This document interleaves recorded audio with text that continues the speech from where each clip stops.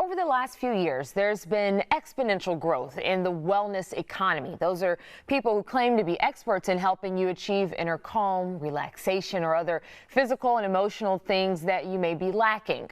The problem is many are unlicensed practitioners and they prey on people who are lonely.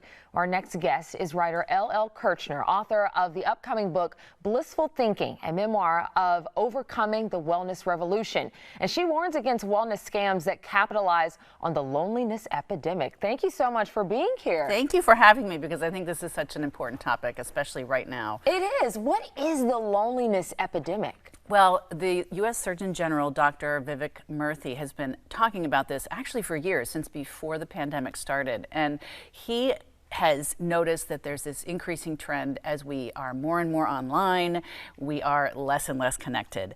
And you've seen this in the wake of the pandemic. It's creating an even bigger problem. He just released another study where he said that the loneliness is as detrimental to the health as, I think it was smoking 15 cigarettes a day. Are you serious? I am serious. Oh my goodness. That came out in May 2023. I honestly, I was shocked. Yeah. Well, I mean, you definitely saw a lot of the deterioration of a lot of people's mental health during the pandemic, because we were confined. We had to be in our solitary little spaces. But how does that make us susceptible to wellness scams? So you think about it, first of all, when you're lonely, studies have shown that people actually feel ailments more acutely. And so you're looking for health care, particularly during the pandemic. Maybe you weren't leaving your house, but online 24/7, you could find someone who understood your problem.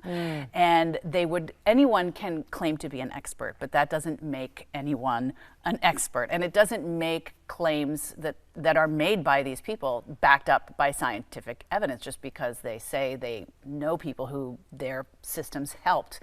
And yet, when you're desperate and lonely and you don't have anyone to talk to about your problems, or maybe you do. I mean, maybe you go to your doctor and you say, I'm having this experience, and the doctor rejects what you have to say.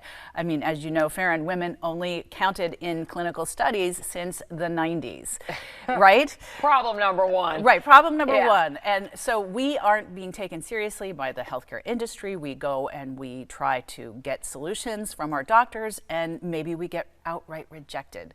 Online, there's someone who understands, and that's very compelling. And it can be healing. It can be very damaging, however. I'm not against healthcare or wellness, not by any stretch. Because there are great resources out there, for sure. Yes. But I want to know more, because I know you speak from experience with some of this. So tell the viewers your story. So I actually, in all things, I feel like sometimes things happen to me before they happen to a lot of folks. I had been living in the Persian Gulf, and my husband ended our marriage over the telephone after leaving the country. And I was really stressed out. I felt terrible. I was emotionally and physically wrecked. My doctor had put all these, braces on me because I was having all these aches and pains all over my body. I started doing yoga. Well, I ended up leaving that job.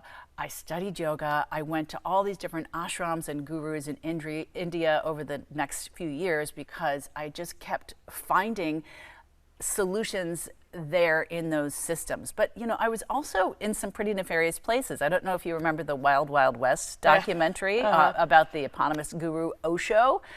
It's a sex cult, and yes, I ended up even there.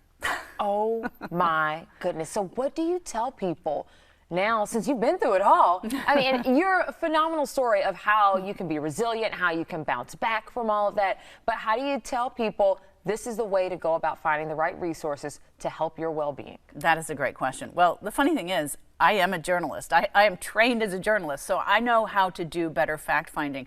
But when my heart was broken and I was miserable, honestly, fact-finding was not in my mind.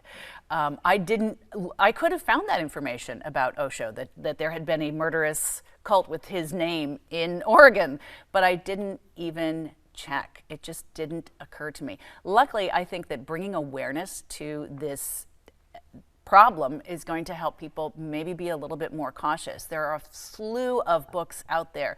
Rena Raphael wrote a great book called The Gospel of Wellness. Carrie Kelly wrote a book, the title, which is not coming to me, but she, these are all books that are looking at how these wellness practices have just mushroomed and really taken over in a scary way. I mean, supplement misuse has led to deaths. We've heard these stories. There's so many people that are ready to sell you a potion, a supplement, something that's going to fix you, and usually with a really high price tag. My favorite are the quantum, like, cards that you can carry with you. Wow. Okay. Well, for $65. There's always a price tag to it. Well, thank you so much for sharing your story. I know that hits home for a lot of women out there for sure. And your book is going to be coming out soon, so make sure you keep your eyes peeled for that. LL Kirchner, thank you for being here. Thank you for having me. Appreciate it. And again, her new book, Blissful Thinking, a memoir of overcoming the wellness revolution, will be in bookstores this fall. Daytime will be right back.